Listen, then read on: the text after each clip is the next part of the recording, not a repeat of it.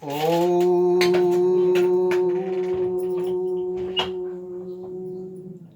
गुरुर्ब्रह्मा गुरुर्विष्णु गुरुदेवो महेश्वर गुरु साक्षात् परब्रह्म तस्मै श्री गुरवे नमः। अखण्डमण्डलाकारं व्याप्तं येन चराचरं तत्पदं दर्शितं येन तस्मै श्री गुरवे नमः।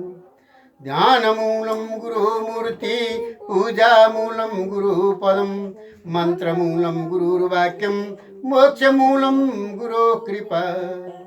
सर्वपाप विशुद्धात्मा श्री गुरो पादसेवनात् देहि ब्रह्म भवेद्यस्मात् तुत्कृपार्थं वदामि ते।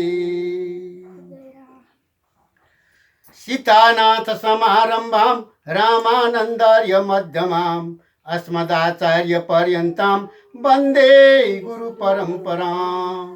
ऋषिभिः संस्कृता नित्यं इन्दुराष्ट्र विमृशितां वैदिकी साधना भूमि वन्दे नेपाल मातरम वन्दे नेपाल मातरम।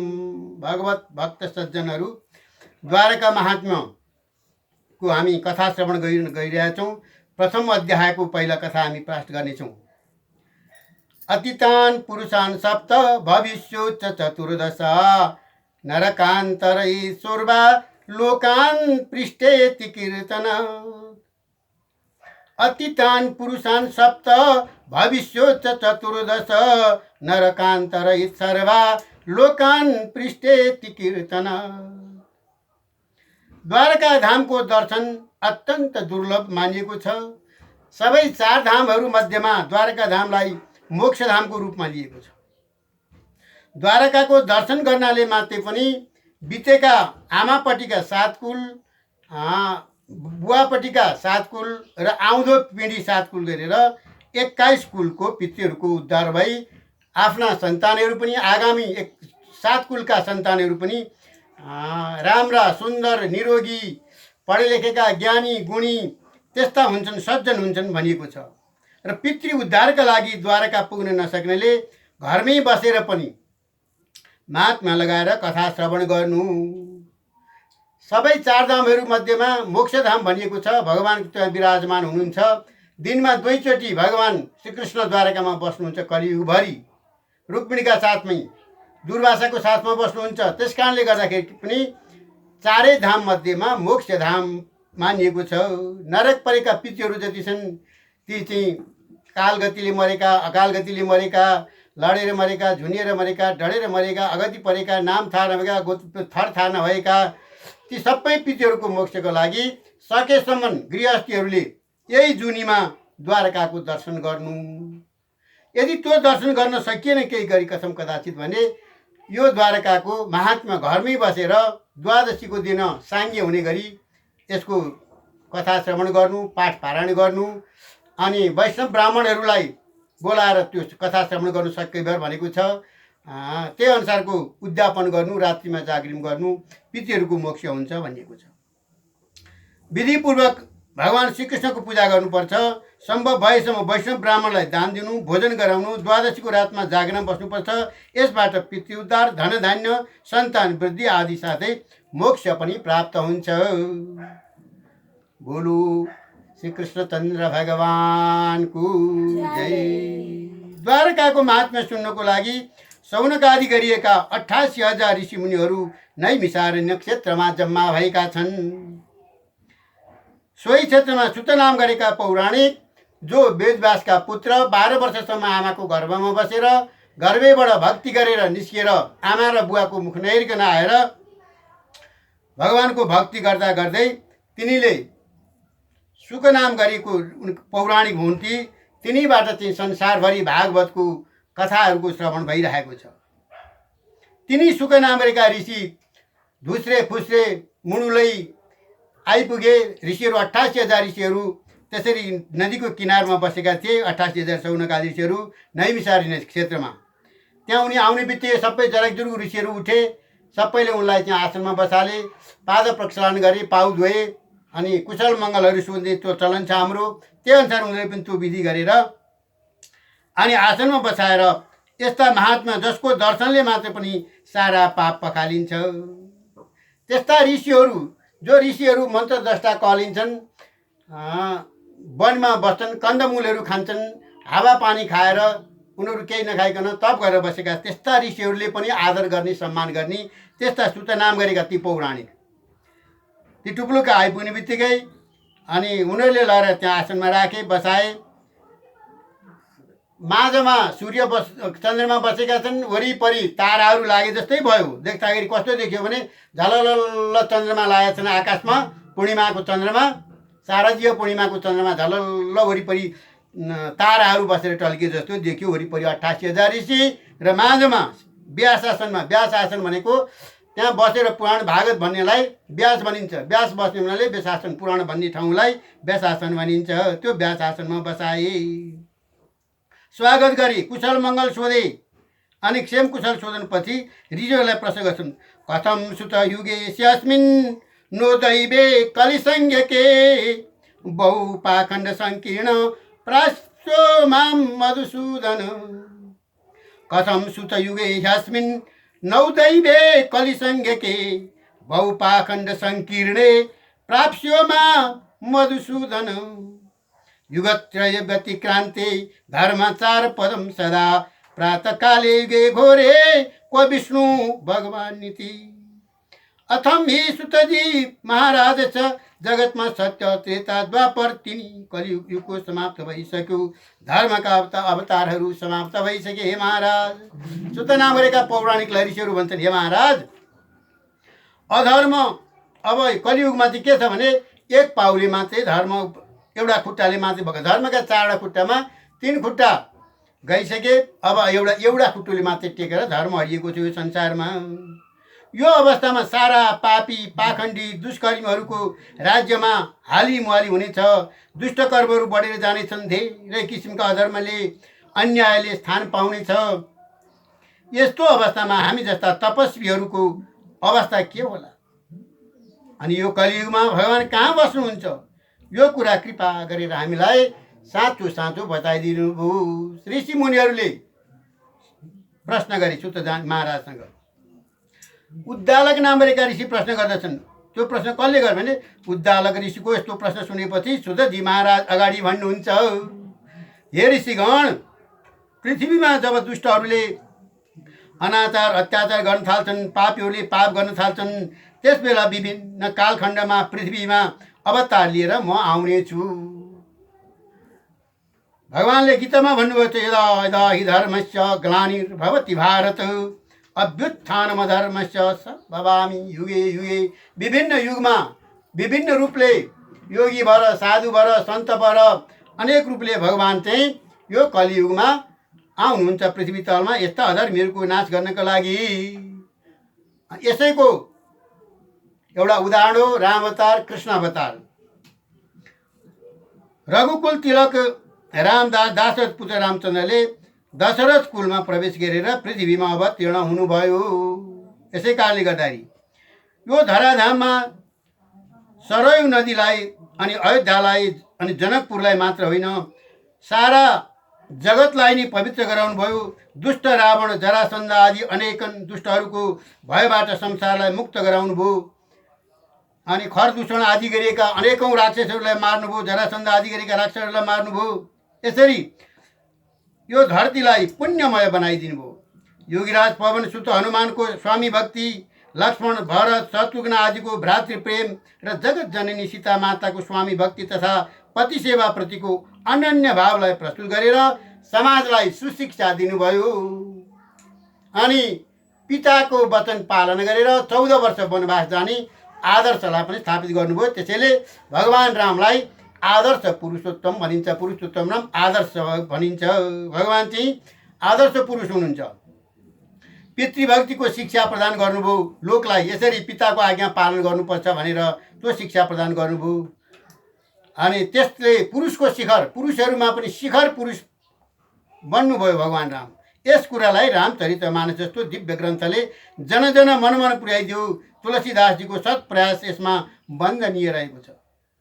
यस्तै नेपाली आदिकवि भानुभक्त आचार्यले रामायणलाई नेपालीमा अनुवाद गरेर राम कथाको रसपान आम नेपालीहरूसम्म पुर्याइदिनु भएको छ।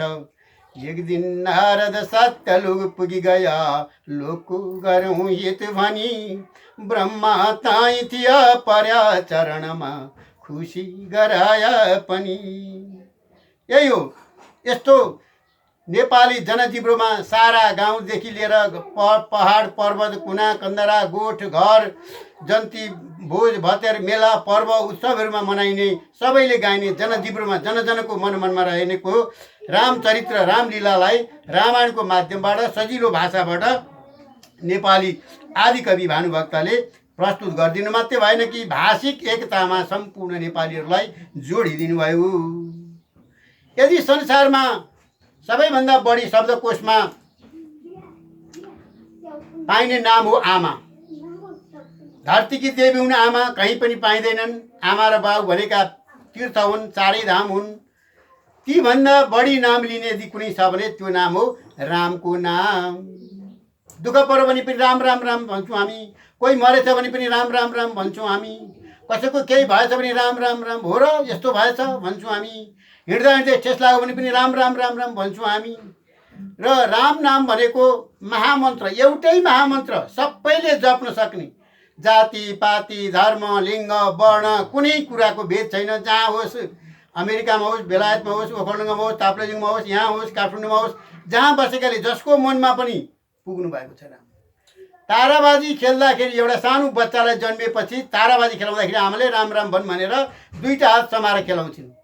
अनि त्यो मृत्युवर्ण गर्दाखेरि पनि राम नाम सत्य भनेर राम नाम उडाएर राम नामी उडाउने, राम नाम सत्य हो भन्दै मर्ने बेलामा छोरा नाति पनातिहरूले छेउमा बसेर छोरीहरूले बा राम राम भन्नुहोस्, आमा राम नाम भन्नुहोस् भन्नुपर्ने एउटै महामन्त्र जुन छ त्यो हो राम नाम। त्यस्तो त्यो राम नाम यति शब्द कसबाट प्रसाद भयो भन्दा रामको चरित्र, रामको लीला, रामका गुणगानहरू, अधर्मको अन्त्य गर्ने, दुष्टहरूको नाश गर्ने र धर्मको संस्थापन गर्ने। राम राज्य किन भनिन्छ? राजा बनेर उनलाई किन बन्नु परेको थियो र राजा स्वयं भगवान हुनुहुन्थ्यो, राम परब्रह्म परमेश्वर हुनुहुन्छ, परमात्मा हुनुहुन्छ, घटघटवासी हुनुहुन्छ राम।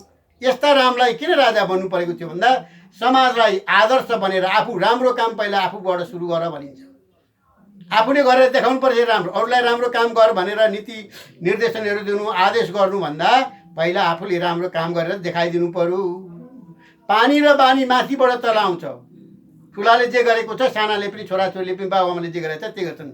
बडाले जो गरु काम हुन्छ त्यो सर्वसम्मत, छैन शङ्करको नङ्ग मगन्ते भेष निन्दित।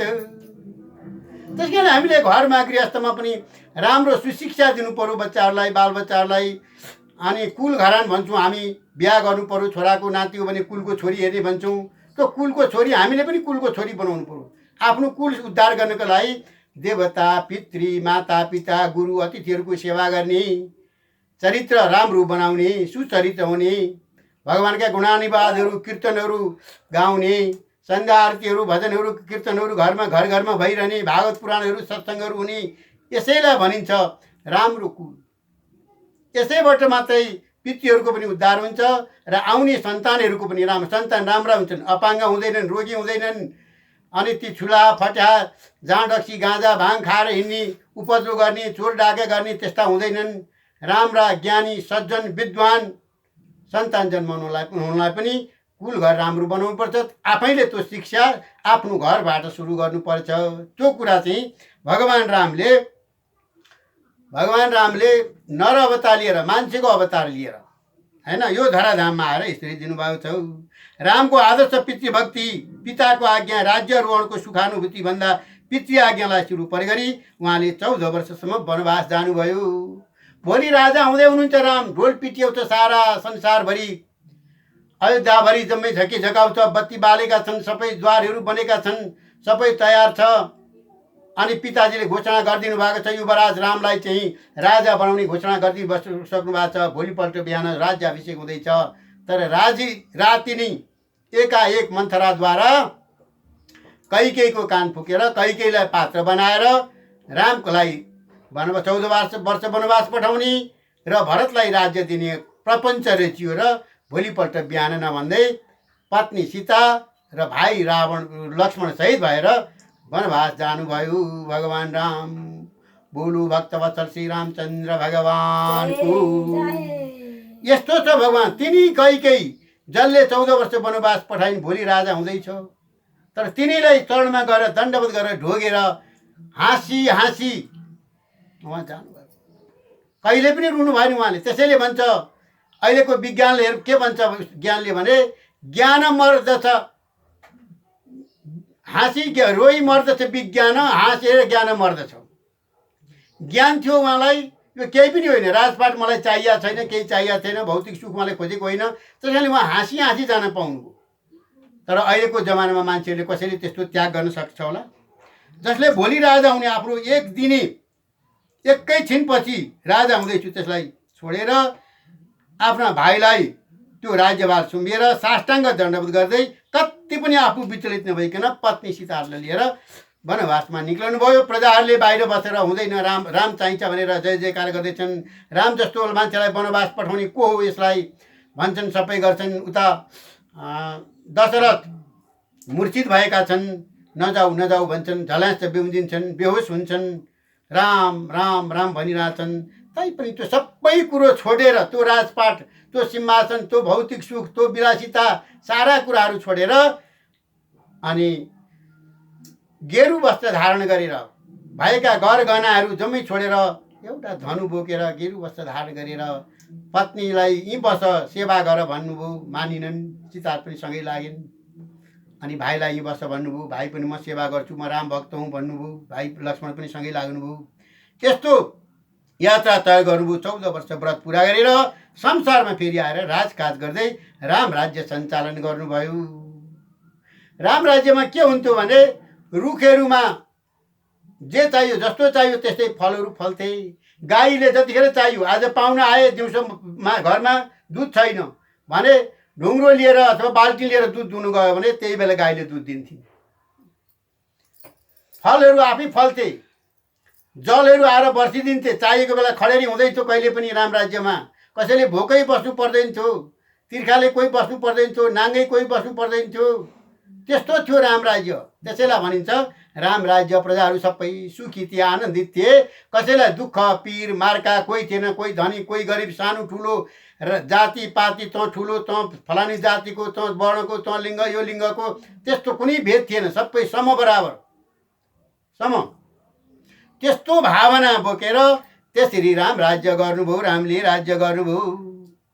सङ्गतले गर्दा पवन सुत हनुमानजीको शौर्यता, वीरता, स्वामी भक्ति, वेद ज्ञाता आदि गुणहरूले गर्दा रामलाई वीरशाली भक्त प्राप्त भएको कारणले उहाँले लङ्कामाथि विजय प्राप्त गर्नुभयो र विजयको झन्डा फहराउन सहज भयो उहाँलाई। विभीषण, जाम्बवान, सुग्रीव आदि सहितको गुणगाथा गाइन्छ त्यसमा पनि हनुमानको कीर्ति लोकमा चिरस्थायी भएर रहिरहेको छ। सङ्कट मोचन यसको कारणले भगवान भन्दा पहिला हनुमानको स्मरण जनजनले मनमना गरिएका छन्। हनुमान चालिसा आज सबैको दुःखको साथी भएको छ। अष्ट चिरञ्जीवीहरू मध्येमा अहिले पनि हनुमान जीवित छन्। चिरायु कहिल्यै नमर्ने। जुन भूमिमा भगवान रामले जन्म लिनुभयो त्यो हो अयोध्या। ती भगवानका नामबाट बनेको छ। 3टा नामबाट अयोध्या बनेको छ। ब्रह्माजीको नामबाट अ, विष्णुकोबाट य र शिवजीको ध्यानबाट ध्य मिलेर 3टा अक्षर मिलेर अयोध्या बनेको छ। बोलो अयोध्या नगरीको, सरयू धामको, भगवान श्रीरामको जय। सुतजी महाराज अगाडि भन्नुहुन्छ भगवान श्रीरामको यो धराधामबाट आफ्नो लीला सकेर यो भूमिलाई स्तुत्य र पवित्र पारेर दुष्ट विनाश गरी परमधाम स्वधामतर्फ लाग्नुभयो र वासुदेव देवजीको गर्भमा प्रवेश गरी 8औं गर्भ कृष्णावतार ग्रहण गरी फेरि यो धराधाममा जन्म लिनुभयो। यत्र योगेश्वरो कृष्णो, यत्र पार्थो धनुर्धर, यत्र विश्री विजयो भूति, ध्रुवा नीतिमतिर्यमः। गीता अर्थात् जहाँ योगेश्वर कृष्ण हुनुहुन्छ, श्रीकृष्ण रहनुहुन्छ, त्यहाँ धनुर्धारी अर्जुन पनि त्यहीँ छन्। त्यहीँ विजय, शाश्वत व्रत, ऐश्वर्य, सच्चा नीति पनि त्यहीँ रहन्छ। यसरी प्रथम अध्यायमा सुतजीसँग ऋषि प्रश्न गर्दछन्, यो कलियुगमा भगवानको बस्ने स्थान कहाँ हो? अब ती सुत नाम गरेका पौराणिकलाई कलियुग लाग्यो, पापीहरूको, दुष्टहरूको राज्य चलेको छ, अब हामी जस्ता ऋषि मुनिहरू कहाँ बस्ने त र भगवान कहाँ बस्नुहुन्छ यो कलियुगमा भनेर प्रश्न गर्छन्। भगवानको बस्ने स्थान कहाँ हो? हे ऋषिश्वर हो, दशरथ नन्दन श्री रामचन्द्रजी स्वर्ग स्वधाम प्रस्थान गर्नुभयो। त्यसको धेरै समयपछि दुष्ट राजाहरूले राज्य गर्न थाले। त्यसबाट पृथ्वी पीडित हुन थालिन्, पृथ्वी पनि आक्रान्त भइन्, रोइछिन्, कराइछिन्। त्यसै बेला साक्षात् भगवान विष्णुले देवताको कार्यसिद्धि गर्न एवं पृथ्वीको भार हरण गर्नका लागि वसुदेवको कुलमा अवतीर्ण हुनुभयो। फेरि उहाँ नन्दको ब्रजमा जानुभयो। त्यहाँबाट उहाँले पुतनालाई मोक्ष प्राप्ति प्रदान गर्नुभयो। आफैलाई मार्न आएकी, स्तनमा विष दलेर मार्न आएकी पुतनालाई पनि मातृ सम्मान दिएर मोक्ष गराइदिनु भयो कृष्ण भगवान कृष्ण अवतारमा। बोलो भक्तवत्सल श्री कृष्णचन्द्र भगवानको। तृणावर्तलाई विनाश गर्नुभयो। दैले भरि भरिएका हन्डीहरू फोर्दै, घर घर चार्दै, गाई बाछा फोर्दै अनि गाई चराउन गोठालो भएर जानुभयो। कालिनी नदीमा प्रवेश गरी काली नागको दमन गर्नुभयो। प्रलम्बासुर राक्षसको वध गर्नुभयो। इन्द्रको सेकी धार्न आफ्नै हातको कान्छी औँलाले गोवर्धन पर्वतलाई यसरी उचालिदिएर सारा गोवर्धनवासीलाई रक्षा गर्नुभयो। उहाँका गाईको इन्द्र पद अभिषेक भयो र इन्द्रको अहङ्कार दूर भयो। फेरि भगवानले वृन्दावनमा गएर रासलीला गर्नुभयो। त्यसपछि केसीदानको वध गर्नुभयो। उहाँ अक्रूरको निम्तो स्वीकार गर्दै मथुरा पुग्नुभयो। त्यहाँ पनि श्रीकृष्णले कुलयव पीडक हात्तीको उद्धार गर्नुका साथै मल्लराज, चाणुर, मुष्टिक आदिलाई मृत्युको घाटमा पुर्याउनु भयो र दैत्यपति भोजराज कांक्षलाई मारेर उग्रसेनलाई मथुराको राजा बनाउनु भयो। कति लीला गर्नुभयो त भगवानले। फेरि श्रीकृष्णले जरासन्धका अक्षौहिणी सेना संहार गर्नुभयो। युधिष्ठिरको राजस्व यज्ञमा शिशुपालको वध गर्नुभयो। त्यसपछि महाभारतको भयङ्कर युद्ध समाप्त भयो। बोलो भक्तवत्सल कृष्णचन्द्र भगवानको। द्वारका महात्म्यको। यस प्रकार पृथ्वीको भार उतारेर त्यसपछि भगवानले 56 कोटी योग वंशीहरूलाई तीर्थयात्रा लाने क्रममा प्रवास क्षेत्रमा लिएर जानुभयो। त्यहाँ यदुवंशीहरू एक आपसमा कलह गरेर लडाईँ झगडाबाटै भस्म भए, समाप्त भए आपसमा। त्यसपछि भगवान विष्णु शस्त्र अस्त्र छोडेर अस्वस्थ पिपलको वृक्षको जराको सहारा लिएर भूमिमा गएर बस्नुभयो। पिपलको रुखमुनि बस्नु भएको थियो। त्यसैबाट एउटा ब्याधाले परबाट बाण हान्यो र त्यो बाण आएर भगवानको चरणमा, बुढी औँठोमा लाग्यो र त्यही घाउलाई निमित्त बनाएर भगवान श्रीकृष्ण परमधाम जानुभयो। बोलो भक्तवत्सल श्रीकृष्णचन्द्र भगवानको। अस्वस्थ मूलमाश्रित समासिने जनार्दने व्याध प्रार भिन्नाङ्गे परित्यक्ति कलेवरे स्वधाम संस्थिते देवे पार्थैव पुनरागते।